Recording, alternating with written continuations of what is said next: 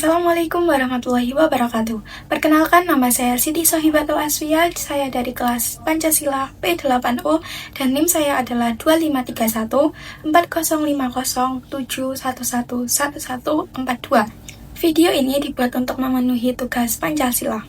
Tanggapan yang pertama yaitu mengenai pendapat Rocky Gerung tentang ateisme itu diizinkan oleh Pancasila.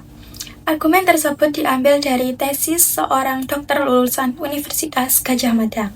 Dalam video tersebut, beliau menjelaskan bahwa ateisme itu diizinkan oleh Pancasila, namun bukan dalam sila pertama yaitu ketuhanan, tapi diizinkan oleh sila kedua yaitu kemanusiaan, di mana dalam sila kedua tersebut terdapat nilai humanus, yang artinya manusia itu dapat mengendalikan dirinya sendiri tanpa adanya urusan keimanan.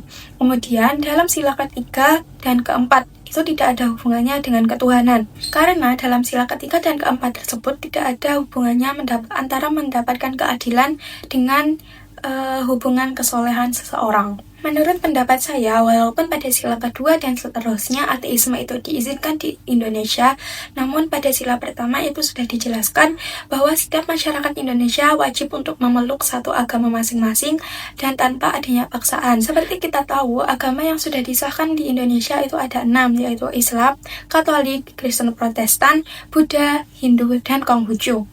Dari keenam agama tersebut, masyarakat Indonesia wajib untuk memeluk salah satu dari agama tersebut tanpa adanya paksaan dari orang lain. Argumen kedua yaitu mengenai Pancasila itu tidak ada yang Indonesia, karena Pancasila didapat dari peradaban bangsa-bangsa Barat. Yang pertama adalah sila ketuhanan, yaitu isi sosiologisnya adalah penyemangat. Karena agama-agama yang ada di Indonesia itu kita dapat dari peradaban Barat, contohnya adalah Islam dan Kristen. Menurut sejarah bangsa Indonesia, agama asli yang ada di Indonesia itu adalah seperti ateisme, animisme, dan politisme. Namun, pada zaman sekarang paham-paham tersebut tidak diizinkan untuk masyarakat di Indonesia. Sila kedua yaitu kemanusiaan, di mana dalam sila kemanusiaan itu harus ada sikap humanisme.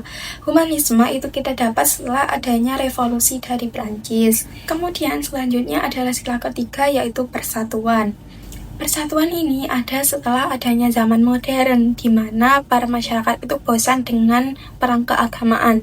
Namun, sikap nasionalisme dari persatuan ini didapat dari ahli-ahli dari peradaban Barat. Selanjutnya adalah sila keempat, yaitu demokrasi.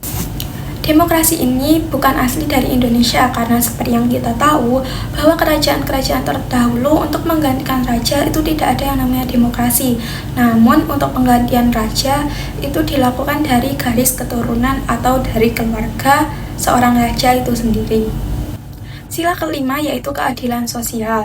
Dari sejarah sebuah kerajaan yang ada di Indonesia zaman dahulu, untuk mendapatkan keadilan itu seseorang harus tunduk pada raja, di mana hal itu tidak menjadi dasar adanya keadilan sosial, karena keadilan sosial itu didapat dari bangsa-bangsa dari Barat. Menurut pendapat saya, hal itu benar karena Pancasila itu hadir setelah adanya kerajaan-kerajaan Indonesia dan hadir setelah kemerdekaan Indonesia, yang mana ide-ide Pancasila tersebut didapat dari pengaruh dari bangsa Barat. Namun hal itu menjadi dasar dari adanya Pancasila, dan Pancasila itu wajib kita jadikan sebagai dasar-dasar negara dan sudah disesuaikan dengan hak dan kewajiban masyarakat Indonesia. Hal itu dikarenakan Pancasila memiliki sifat fleksibel, di mana Pancasila itu akan menyesuaikan dengan perkembangan zaman bagi masyarakat di Indonesia. Untuk itu, sebagai masyarakat Indonesia, kita harus tetap untuk menjalankan Pancasila sebagai dasar-dasar negara, walaupun kita tahu bahwa dasar-dasar negara tersebut bukan berasal dari Indonesia. Sekian video dari saya, terima kasih atas perhatiannya, mohon maaf jika ada salah dan kata. Wassalamualaikum warahmatullahi wabarakatuh.